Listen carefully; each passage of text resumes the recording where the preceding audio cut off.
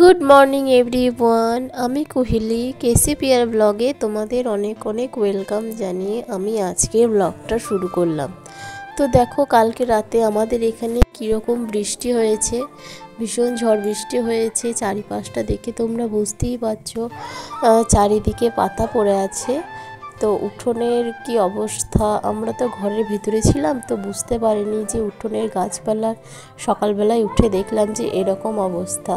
তো বেশ ভালো লাগছে, তো সেটাই তোমাদেরকে দেখাচ্ছিলাম যে কীরকম অবস্থা হয়ে আছে।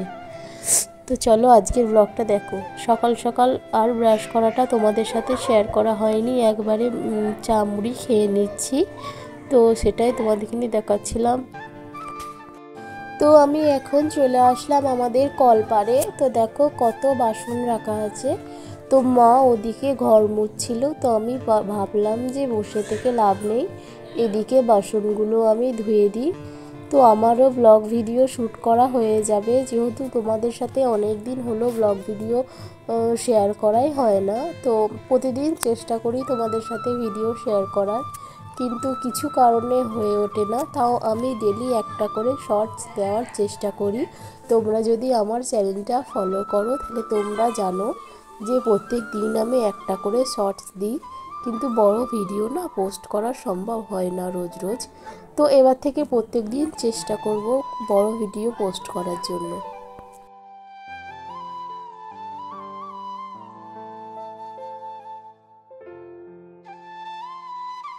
তো এসেছিল মাছ বিক্রি করতে, তো আমার মা দুটো সিলভার কার্প মাছ নিয়েছে। আমরা না ভীষণ ভালোবাসি এই মাছটা খেতে, তোমরা প্রায়শই ভিডিওতে হয়তো দেখতে পাও যে আমরা সিলভার কার্প মাছ নিয়েছি। তো দেখো মাছগুলো মা কেটে দিয়েছে, এবার ধুয়েও নিয়েছে। তো একবারে তোমাদের সামনে চলে আসলাম রান্নার সময়। তো এখন আলু সিদ্ধ দেওয়া হয়েছিল ভাতে, তো তার জন্য তেল লঙ্কা ভেজে নেওয়া হচ্ছে। তেলটার পেঁয়াজটা ভেজে তুলে রেখে দেব, তারপরে ওই তেলে মাছগুলো ভেজে নেব। কি জানো তো, মাছটাকে ভেজে নিলে আলু সিদ্ধর জন্য যখন তেলটা গরম করবো যেন ভালো লাগে না খেতে, তো তার জন্যই তেল লঙ্কাটা আগে ভেজে তুলে রাখা হবে, তারপরে মাছগুলো একে একে সব ভেজে নেব। দেখো বন্ধুরা তেল লঙ্কাটা ভাজা হয়ে গেছে, এবার এই তেলে একে একে মাছগুলোকে ভেজে নেব। তো যারা এত দূর আমার ভিডিওটি দেখছো, আমার ভিডিওটি যদি তোমাদের কোথাও ভালো লেগে থাকে তাহলে প্লিজ লাইক আর সাবস্ক্রাইব করে আমার পাশে থাকার জন্য অনুরোধ করব। তো আমার ভিডিওটি যদি কোথাও ভালো লেগে থাকে তাহলে প্লিজ বন্ধুরা আমার পাশে থেকো, তাহলে আমি আরও নতুন নতুন ব্লগ ভিডিও আনার চেষ্টা করব। তো দেখো কড়াইয়ে অর্ধেকগুলো মাছ দিয়েছি, এবার অর্ধেক মাছ আছে, এবার সব মাছগুলো একে একে ভেজে নেব, এরপর মাছের ঝালটা বসিয়ে দেব। তো আজকে আমাদের রান্না হবে মাছের ঝাল, বেগুন ভাজা, আলু সিদ্ধ আর মাছের টক। তো রান্নাটা আলাদা করে কিছুই শেয়ার করার নেই, এই রান্নাটা আমি শর্টসে শেয়ার করেছি, তোমরা চাইলে দেখে নিতে পারো। তো চলো ভিডিওটি তোমরা দেখছিল মাছ ভাজাগুলো। তো আমি ভাবলাম যে এইদিকে যেহেতু মাছের ঝাল হবে তার জন্য কিছুই কাটা হয়নি, তো ওইগুলো তো মাছগুলো ওইদিকে ভাজতে দিয়ে আমি এদিকে চলে আসলাম পেঁয়াজ কাটার জন্য। তো পেঁয়াজ, টমেটো, আদা রসুন আর বেগুনটা একবারে কেটে নেব দিকে, তারপরে রান্নাটা করে নেব।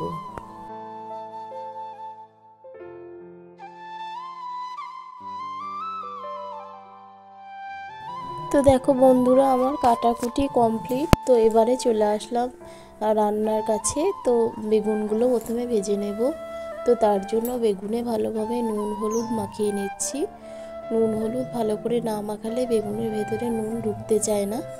তো দেখো মাছগুলো সব কষা হয়ে গেছে, এবার কড়াইয়ের মধ্যে তেল দিয়ে একে একে বেগুনগুলো দিয়ে ভেজে তুলে নেব।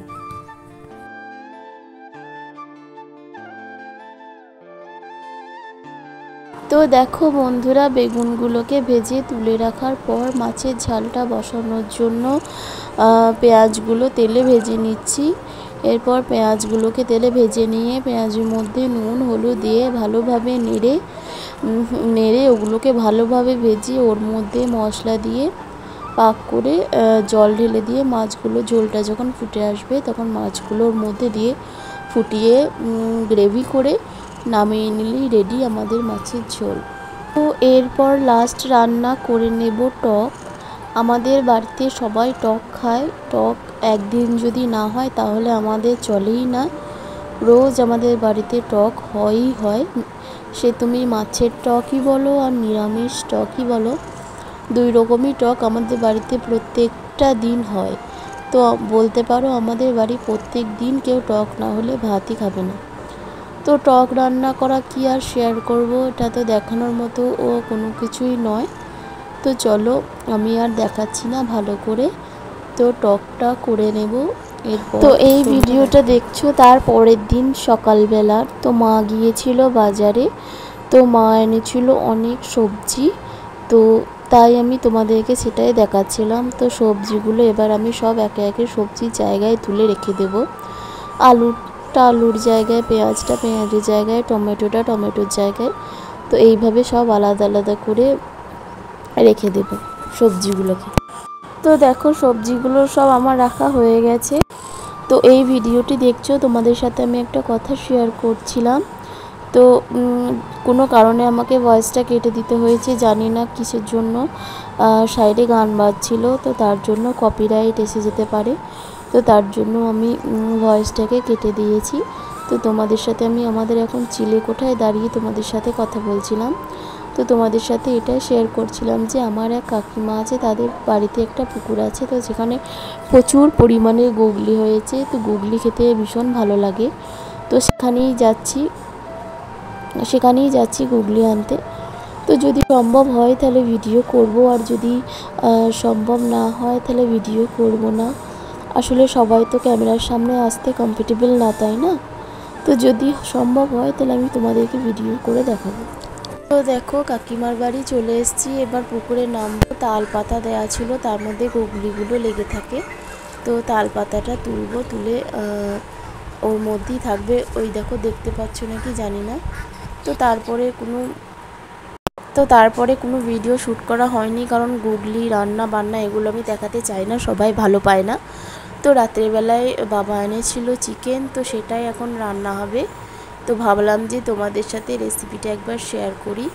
তো এই রেসিপিটা আমি শ্যুট করেছিলাম, কিন্তু দিতে মন চাইলো না, তার জন্য দিইনি। তো তোমরা আমার এই ভিডিওতেই দেখে নাও।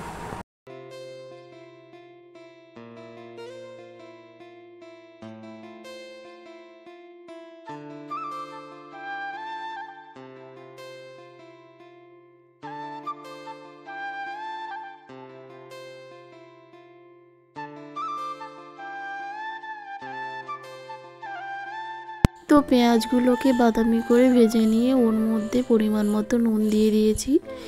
এবার মশলাটা রেডি করে নেবো। এতে আছে আদা বাটা, জিরে বাটা, শুকনো লঙ্কার গুঁড়ো, হলুদ গুঁড়ো, রসুন বাটা। তো চলো এই মশলাটা এবার ওর মধ্যে দিয়ে ভালোভাবে পাক করে নেব। এবার ভালো করে পাক করার পর মাংসটা দিয়ে দেবো। তো তারপরে আর কোনো রকম ভিডিও শ্যুট করা হয়নি। আর রান্নাবান্না করার পর খেয়ে দিয়ে ঘুমিয়ে পড়েছিলাম। তো আজকের ব্লগটা এই পর্যন্তই। ব্লগটা কেমন লাগলো তোমরা কমেন্টে জানিও। আর ব্লগটা যদি ভালো লেগে থাকে তাহলে please like, comment and subscribe করে আমার পাশে থেকো। আজকের মতো টাটা।